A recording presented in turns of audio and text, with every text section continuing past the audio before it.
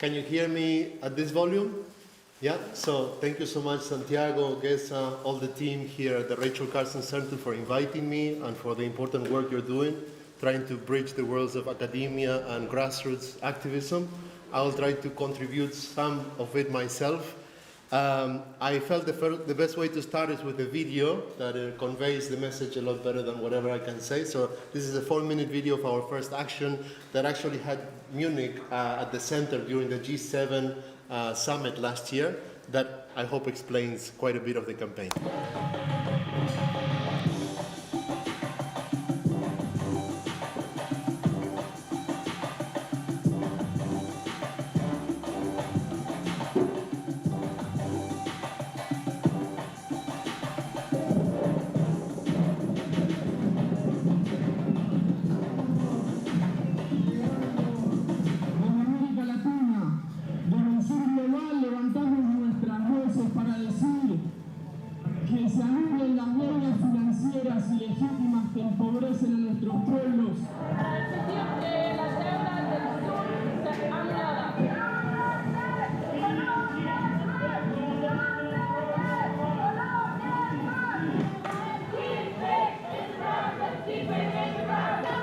And we have found a way that we can connect the workers with the climate and social movements of the world.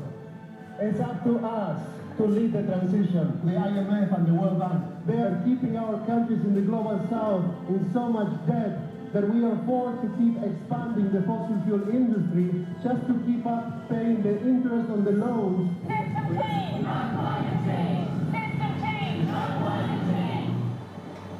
The EMF is wielding its power as a creditor to push for further fossil fuel extraction by US and Europe companies.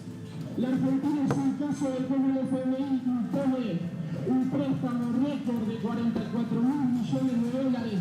Su enriquecimiento particular y de sus empresas a expensa de la destrucción de la naturaleza y de la vida social. Because of this debt, our country can't take real action for climate. Sri Lankan people deserve decent life.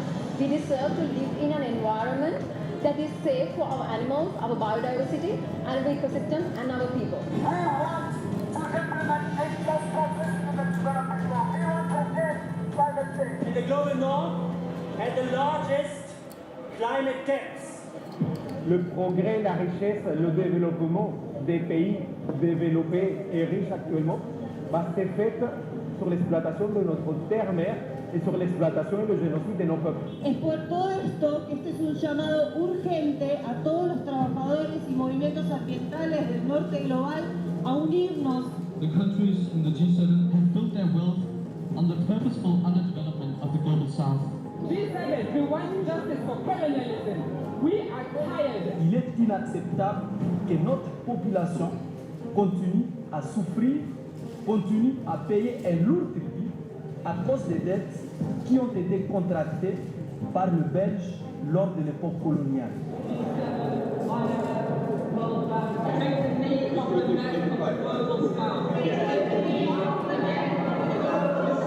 One of the richest countries in the world, India became one of the poorest.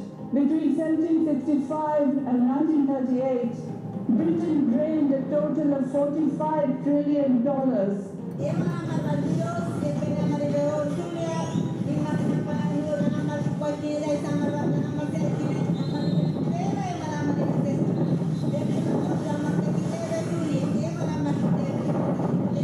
Por eso la importancia, compañeros, de unirnos en organizaciones con el protagonismo de los trabajadores en esta lucha ambiental de América Latina, de África, de Europa, de Estados Unidos, del sudeste asiático, con un único lema: la deuda es con los pueblos y con la naturaleza.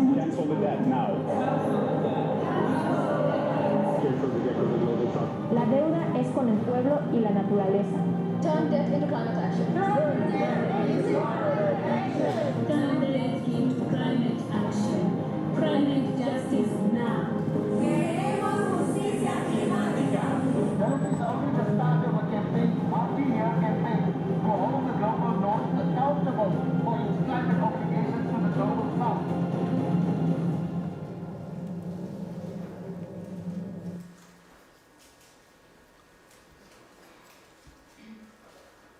So I think now I can start the presentation. So since we're a little limited on time and there's a lot of slides, most of them are visual, but I have put references under each slide for anyone that wants to go deeper into any of these topics. I'm going to fly through some of them and I'm going to focus more on certain slides than on others, but Santiago will have a copy of this presentation, so anyone that wants to go to dig deeper can also get it from him and get my contact. You can get my phone number, and I'm happy to answer any further questions you may have. So why we named it Building Global Grassroots Power to Tackle the Climate Crisis from the Bottom Up. We've been trying to find ways to change the system and to change the path in which we are going, which is really self-destructive for humanity. So I'm humbly putting this forth to you today to see if we can brainstorm more ways to get this done and to build power before it's too late, to affect the changes we need before it's too late. So Santiago already explained some of the background of my personal background history, so I'm not going to spend a lot of time on this, but I come from Vaca Muerta. It's the world's second largest shale gas basin and fourth largest oil basin, shale oil. It's a major geopolitical strategic interest of the United States, who are building a military base on it. And we built a mass movement there by leaking secret documents that the government was hiding. We created a platform called EcoLeaks, and that led to a lot of mobilization, but also a lot of persecution and repression.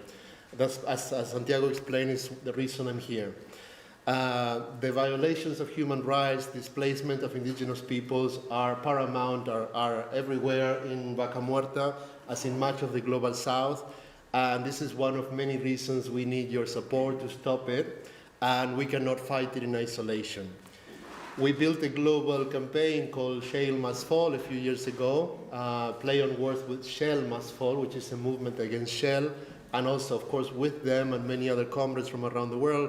One of them made this graph just to show the globality of how things are connected. You cannot look at one struggle independently from looking at where the companies are from and where the consumption of, in this case, the LNG is taking place. So a lot of these multinationals are from Europe, including Germany's largest oil and gas company named Wintershall, that most people in Germany don't even know about, but it's a major climate criminal that I would encourage you to research about and try to expose as much as you can. With this Shale Must Fall coalition, you know, as soon as I arrived in Germany, I got involved with Ende Gelände and other movements to help push Ende Gelände from coal into gas, which now is a reality, and into a more internationalist approach. So we mobilized in about 30 countries against fracking, like in this one, or later, last year, we mobilized also in global solidarity with the oil spill in Peru by Repsol, a Spanish company. And it's been very exciting building these networks of global solidarity. You feel empowered, but it's not enough. It's not enough to change things, and we're always reacting. We are reactive. You know, catching up, following from behind after the event happens, after the catastrophe happens, which is something we need to change to jump to the proactive forefront if we want to achieve anything. At the same time, I think we must recognize that top-down solutions are simply not working.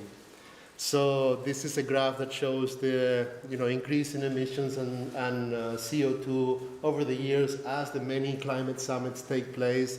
And the course is not changing with these Eurocentric, top-down, governmental level meetings. It's not enough. We need to find ways, we need to think out of the box, because clearly time is running out and things are only getting worse. One of the main reasons for that is that governments are co-opted by the fossil fuel industry, whether or not we like it. The German government, the European governments, especially the global north governments, they have interests that are not the interest of most of the world's population at heart. They are trying to preserve their power, and their campaigns are in many cases sponsored by fossil fuel companies. They lobby their way into policy making. So this is just some of the, COP26 was sponsored by one of the biggest fracking companies, National Grid. That sounds like a state company, but and a few days before the COP was found to be spewing methane all over the UK. Methane is 87 times more potent than CO2 on its global warming potential over 20 years. At the same time as they were launching the Global Methane Pledge, the sponsor of COP was one of the biggest climate criminals.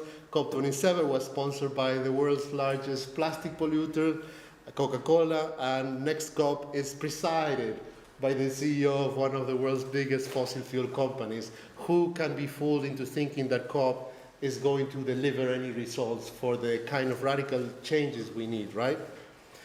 And this is, as I said, a result that power is very imbalanced right now. There is a lot of power concentrated in corporations and financial power around the world, and people are divided. They're not mobilized strongly yet. That's what we're trying to change, so that we can tip the balance. It's all about power. Politicians, you know, we think that it's about the truth, like tell the truth, these demands of the climate movement, the science and all that. All of that is largely on our side, of course, but it's not about the truth.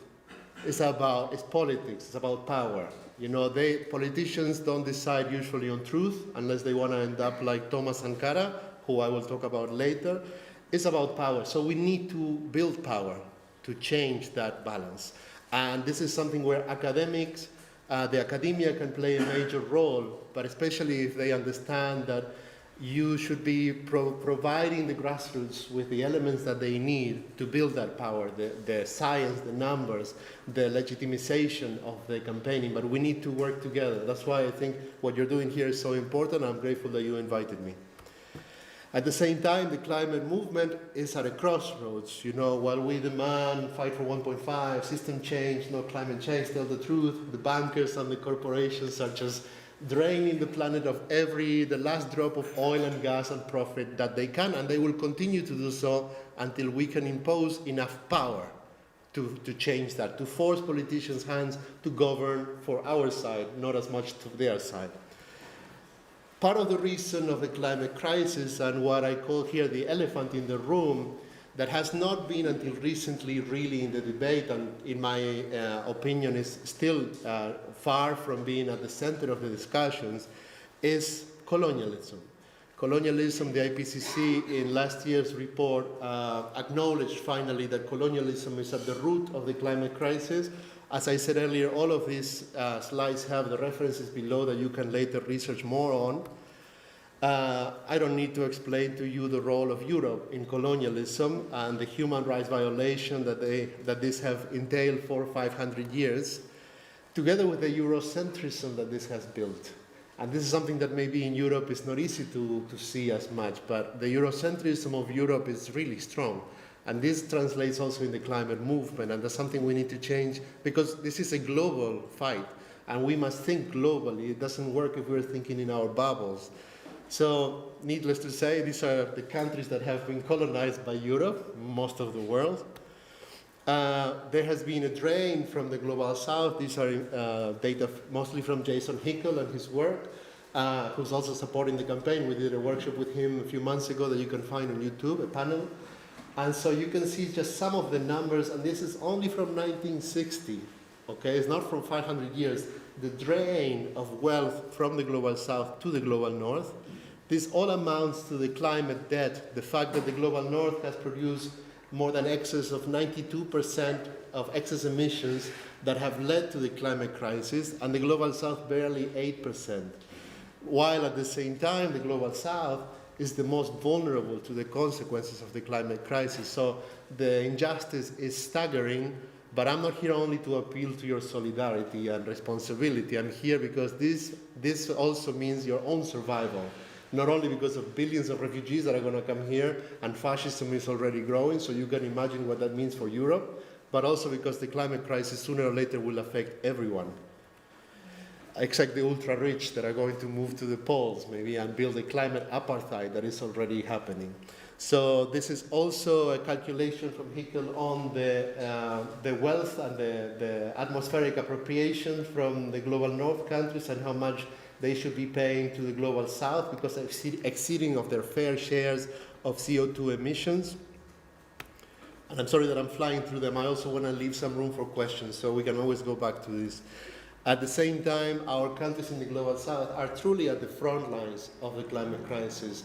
The killing of environmental defenders, you know, my case that Santiago was telling you about is just a minor little example that doesn't even compare to the massacres that are happening of environmental defenders. And Latin America has the 70% of the murder cases between this period until 2017, 17% of the 1,558 environmental defenders murdered were in Latin America. So these are the people that we need to help, and we need to visibilize, and we need to connect with the people in Europe to try to build international solidarity, so at least they cannot be murdered so easily if there is global repercussions.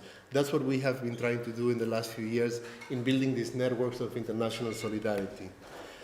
At the same time, the indigenous people of the world amount for only 5% of the world's population, yet they take care of 80% of the world's remaining biodiversity. The biodiversity upon which all of us survive. So it's not a matter only of solidarity. As I said, your very survival depends on helping them survive and protecting them, far from what is happening today.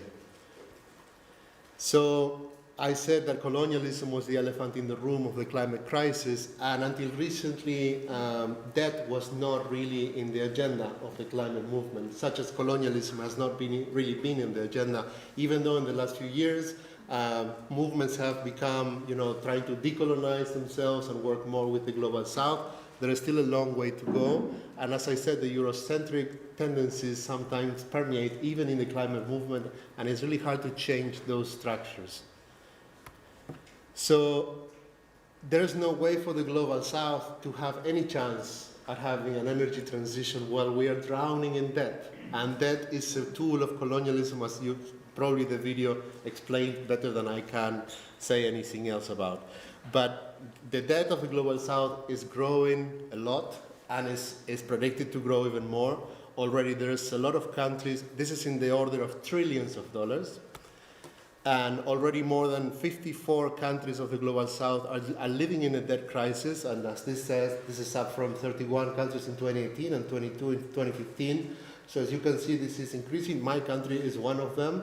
We were awarded the biggest loan in the history of the IMF, totally illegal, illegitimate, breaking their own statute to help right-wing President Macri win the re-election, which even with that money he lost, but that money was, it flew the country as soon as it came in through financial schemes, and now Argentina is in a huge debt crisis without any dollars to come up for this, and the way they're facing this is more extractivism, more fracking in Vaca Muerta, deforestation in the northwest, lithium in the northeast with repression and changing the constitution to ban social mobilizations, offshore drilling in the coastlines, and soybean production from Monsanto, and so on and so forth. It's just one example of what's going on as a common denominator in the global south. So basically, that is just the modern day way to continue the plundering of resources from poor countries to the industrialized West. As you see here, also poor countries spend more than 5 times on paying their debt, which also has huge interest, right? Debt is a nice business for the rich countries because they can borrow at almost 0% interest, but for the global south, just the interest alone makes it impossible to ever pay this back. And also they have already paid back this debt many times over in many cases, just on the interest that they have been paying. This in turn gives the World Bank, the International Monetary Fund, the Paris Club, and others a lot of power politically to strangle our countries and force austerity policies that affect the workers and indigenous people and vulnerable communities more than anyone. These are just some examples of the debt hitting really different countries like Sri Lanka, Ghana defaulting on their debt, Argentina defaulting again a couple of years ago, Zambia, and Nigeria's cost of servicing their debt this year has exceeded their national revenue. Can anybody tell me how is Nigeria supposed to take any climate action? Of course, they commit to the Paris Agreement and all that, but it's just words. There's no way in reality. And at the same time, many of these leaders are not willing or ready or brave enough to confront the debt. As I will tell you later, you will see why. Pakistan. Pakistan is a great example of a recent catastrophe from the climate crisis to which they have contributed the least, as you can see in this graph to the right, at the same time as they are drowning in debt and they have no way to face repairing and reconstructing their country, and even less mitigating climate change. The IPCC has also been clear on that, so I'm going to show you that this is not just some crazy idea that a couple of us are thinking about. There's a lot of institutions and leaders, world leaders, who are talking about it, so the time is becoming more and more ripe for these ideas that we need to cancel the debt of the Global South just so we can have any chance at having a just transition, such as the IPCC has recognized that addressing the debt, unsustainable debts must be addressed and cancelled so that they can afford to take climate action. The UN Secretary General has been all over the place demanding the same thing, calling for debt relief for Pakistan and for the Global South, and an urgent change for the financial system of the world to address the debt crisis. This is an international panel on food systems, which is also addressing the food crisis and how it's connected to the debt crisis, because we cannot feed our own people while we are just sending all of this money abroad and extracting resources with no added value just to ship them abroad as well, and then to import all this elaborate technology from the global north. Faith leaders as well. You know, bishops have called for the G7 recently to cancel the debt of the Global South. The Pope, in many cases, has done the same. And there is a long tradition in the church itself to call for debt cancellation. It's called the Jubilee. It's as old as the Bible. And 20 years ago, Jubilee 2000 was a big international movement to cancel the debt of the Global South. I will talk about it a little more later. Even here, the Munich Security Conference, worldwide known, they have recognized in the last meeting this year the threat to global stability that debt means. And the German foreign minister even has recognized that the current international finance architecture of the Bretton Woods system cannot adequately respond to the crisis, and we need some changes to that. Also, I'm going to talk more about that later because we happen to have some ideas for system change. You know, like we talk about a lot about system change, but we need to get concrete and get real on how we can get to that. So in a nutshell, there's many paths like this. All of these things should be addressed. There's debt cancellation that I'm focusing on, but of course reparations are owed for colonialism and enslavement of much of the world. Loss and damage that I'm sure you all know about already. But it's not enough what has been committed to, and it's not even being funded, and in many cases it's even in the form of more debt. Just as climate finance, it cannot be given as forms of more debt with interest. It should be given as interest-free funds for these countries to afford an energy transition. So in this process of trying to stop being reactive and trying to get ahead, to think proactively, in this process of trying to find bottom-up solutions and approaches, because as you saw earlier, the top-down solutions are simply not working, and the institutions that are in charge of leading us in the right direction are co-opted by the people whose interests are on the other side of in the opposite direction of keeping the fossil fuel industry running as long as they can. We need to find and think strategically and find common denominators that can speak clearly and loudly to as many groups as possible, because what we need to build the necessary power that is required is to bring together enough forces. And you'll never bring together enough forces if you're just preaching to the choir. You know, we're in our leftist bubble and we preach to the choir who already agrees with us. Or we are in the activist environmental bubble and we preach to the choir. And it sounds great that we have great ideas and great solutions, but they never get anywhere without the power of other movements such as the labor unions, the workers that we need to connect with. So Debt for Climate is definitely not going to be the only common denominator, but it's a formidable one that we found to take a first step in that direction. At a very grassroots level, it has enabled us to connect with worker unions, feminists, indigenous movements, even faith leaders. The G77 that I will talk about is the coalition of non-aligned countries, the Global South countries that are most affected and least responsible for the climate crisis, and of course climate movements.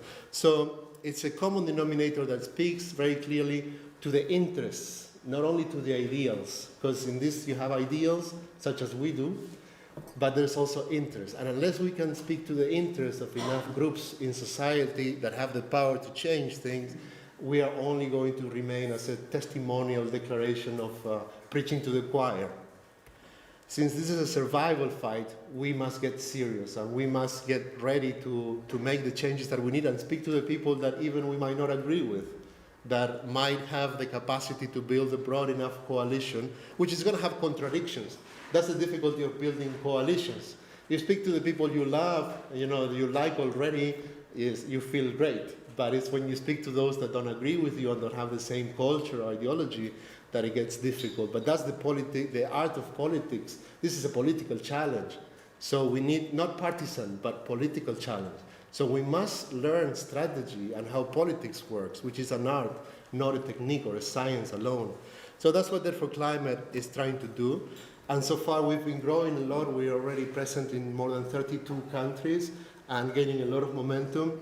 We are inspired by the legacy of Thomas Sankara that I mentioned earlier. He was a revolutionary leader from Burkina Faso who was assassinated 35 years, this year's going to be 36 years ago, October 15th, for calling to build a global front, a united front against debt from the global south, in order that these countries could have enough power to confront these international institutions that are so much more powerful than any given country of the global south. Because he was left alone, he was murdered. He even foresaw that in his speech when he said this. He said, if we don't do this, I will not make it to the next African meeting the following year, and he didn't. That's why other leaders, I said earlier, are not brave enough, or they don't foresee that this is even possible. Our job as a social and climate movement is to make it possible, is to broaden the spectrum of what politicians could do and put enough pressure from within so that they could actually negotiate and conceive. If you cannot dream it, you will never do it. So we must have a vision, we must be visionaries, and also dream of what can be done and expand the possibilities. So in thinking strategically, there's pillars of power, the military, the universities, like this center as well, government, business, religion, so these are the pillars that keep the system running. We need to find ways to influence, and this is not all of them, and they change as well, but we need to find ways to influence and break down these pillars to get some of this on our side so that we can make the necessary changes that are urgently needed. So as I showed you earlier, Therefore Climate is a common denominator to many movements. Needless to say, the environmental of climate movements, because of the destruction at an environmental level by the mega mining and the floods and the fracking operations and the destruction of the Amazon with oil spills, deforestation and so on. So to these people, it's pretty clear that we need to take action to stop this, especially the frontliners they are called sacrifice populations. Corporations are turning much of the global south into sacrifice zones, even to finance and to provide materials for the transition in Europe. The lithium that is extracted, now in Argentina there's a huge crisis because of the repression, and they're changing the constitution in the lithium reserves areas to make it illegal to demonstrate, to displace indigenous populations. So this is only getting worse unless we can get serious on how to stop all of this. As I said earlier, it speaks to the workers. That speaks to the workers very clearly, and this is something really important. I am really worried in Europe to see how the workers and the climate movement are getting antagonized. If we allow this pattern to continue, might as well hang the gloves and go home. Because if you lose the workers and the fascists that are coming are going to play us against one another, the fight is lost. On the other hand, if we can find ways to speak to the workers for them to become protagonists before it's too late, instead of antagonists of the climate fight, that's the way to go. So one way to speak to the workers of Europe, it may be to say, well, campaigns like this one is not targeting you and your livelihood. We are targeting the same people that are exploiting you here, the Davos elites, the 1%, are the same people that are exploiting us in the global south, so we can connect to hold them accountable for their climate debt and so on. So these are some of the, for debt in the global south, you talk to them about the climate and it's like here, it's not quite high on their agenda, but you talk to them about debt and that's a very urgent and pressing issue that is affecting their life and their livelihood. So the austerity policies, which mean cuts and privatization of social services, of water, job loss, inflation. Argentina has just surpassed 100% inflation this year because of this debt. and the cuts in social services, the pensions, and so forth. The same is true for feminist movements. There's many feminist movements like Argentina's Ni Una Menos that we're working with. We just met with their leaders in Berlin. They're here for a few days. And they are leading the way on demanding debt cancellation, explaining how debt disproportionately affects not only the workers but the women. Like in Argentina, the IMF demanding that they cut the pensions for women who did housework for all of their life, and they could not contribute to the pension system. Then they were given a retirement plan, and the IMF demanded that this be cut, so that they have to depend on the salaries of the men and fall farther into precarity and poverty. Indigenous movements, needless to say, they were the victims of the original theft and plunder, from which all of the wealth that they are lending us back with interest was stolen from them. So they're being the victims of displacement and land grab, and as I said, they are the ones protecting most of the world's biodiversity, so they should be supported and not destroyed. Needless to say, the environmental destruction, and they are at the forefront of death, criminalization, and persecution. Now on the faith side, I mentioned the Jubilee and I mentioned the church because they have played a major role. You know, the church, whether or not we like it, it's also had a major role in setting the standard, the mainstream discourse. The Jubilee 2000 played a major role to help debt cancellation become a topic of the discussion and to achieve some of its goals. And next 2025 is going to be the next Jubilee year, so I'm going to tell you more about that later.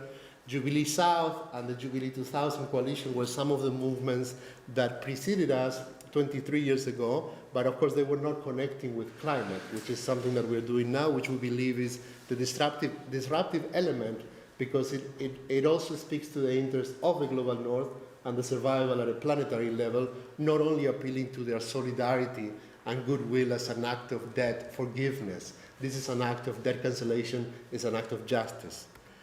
So, last March we were with the Pope at the Vatican, and he gave us his blessing, you know? So he invited us to the Vatican, and he gave a blessing to Debt for Climate. This has a history as well that I'm not gonna go too deeply into, but he supported our fight against fracking. This is our comrade Juan Pablo, co-founder of Debt for Climate as well, who got this picture and helped, this was about 10 years ago, and helped position the church against fracking, which for us in Mendoza, in Vaca Muerta, was a very powerful tool, as most of the people are very, very religious, and we put the government in a really difficult position with that support. So there's a lot to discuss about that, but this is also part of the broadness of the coalition I'm telling you about. And we are very much a global south perspective, and this is something that maybe in the global north is a little difficult to understand or it's difficult to accept because of, in part, the Eurocentricity I was telling you about. Also here there is very clear black and white, left and right ideological boundaries, whereas in the global south, in many cases religion has played a horrible role, but also religion has played a role in emancipatory movements. Theology of liberation, the Jesuits that Santiago was telling me about in Colombia, in South Africa against apartheid. One of the co-founders of Debt for Climate is from South Africa, is a historic fighter against apartheid, and always brings this up as well. And as I showed you the map earlier of the climate, the 92% of emissions of the global north and the most affected countries, as you can see, this is pretty much the whole global south. And the global south has come together in the group of the 77 countries. Now there are 134, but it's still called the G77. This is important because of what follows. We are not trying to reinvent the wheel. When you talk about system change, we want to anchor this in the traditions and in the history of what the global south has already worked on and come together to push for.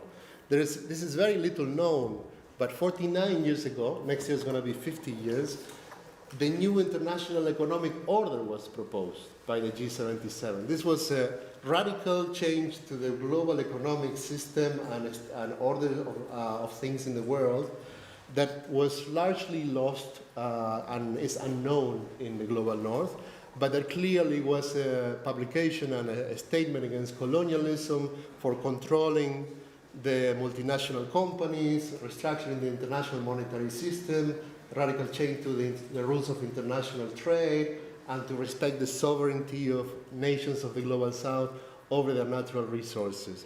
So this is something that we are working with. And this is why now one of our comrades is in Cuba, meeting with them right now this week. Cuba has the presidency of the G77 this year.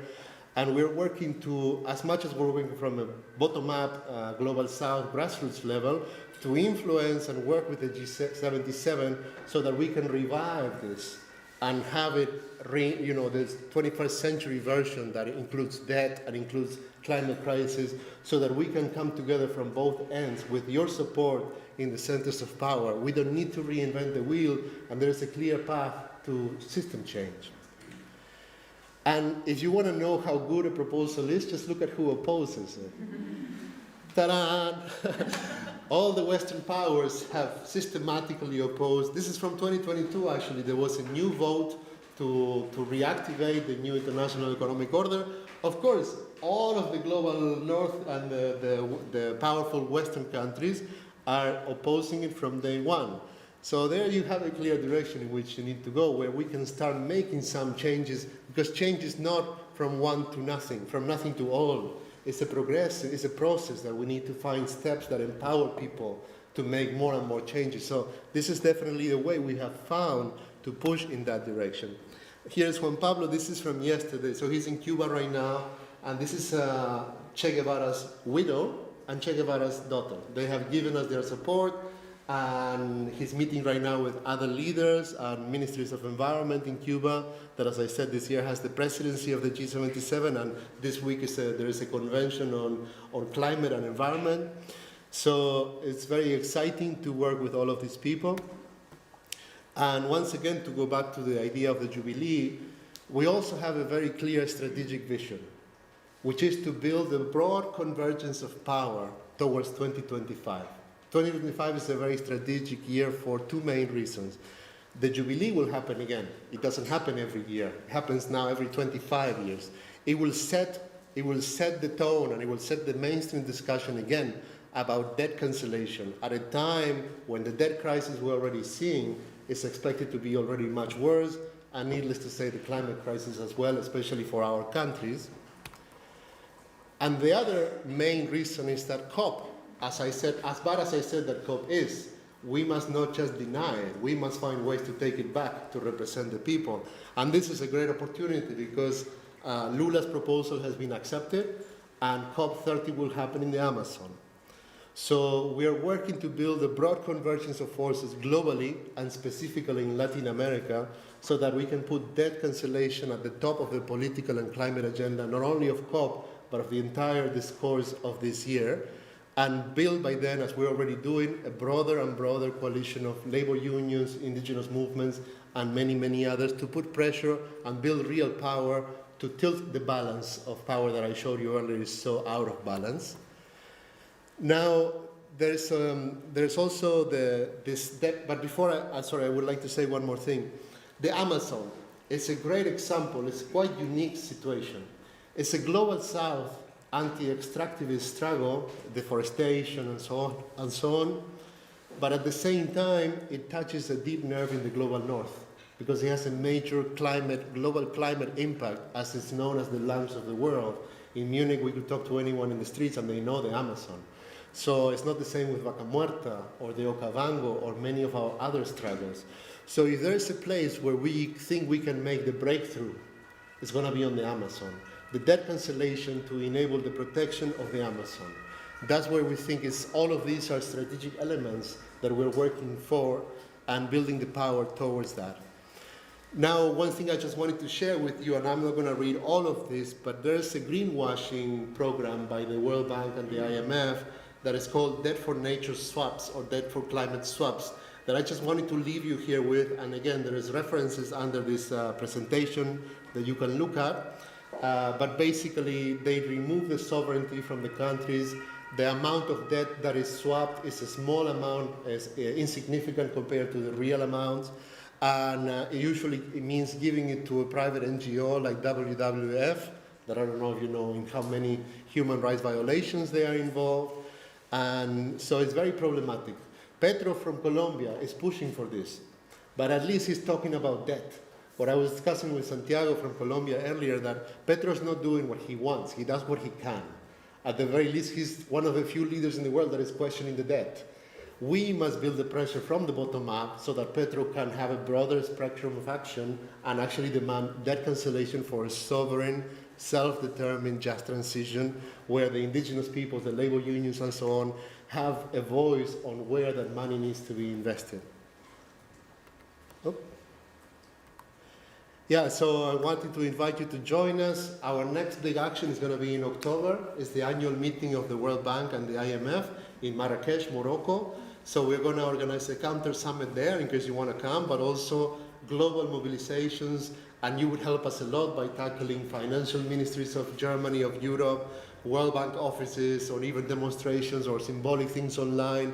Germany has the 4th largest voting power in the International Monetary Fund. It's the 4th largest polluter globally, historically, and it owes its own prosperity and economic miracle to the cancellation of their own debt after World War II, and given extraordinary conditions to pay the rest of the debt that was not cancelled with their own currency and things we could never dream of.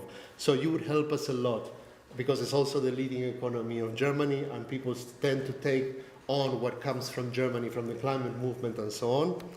Here's all the contact information that you're going to get from the PDF from Santiago.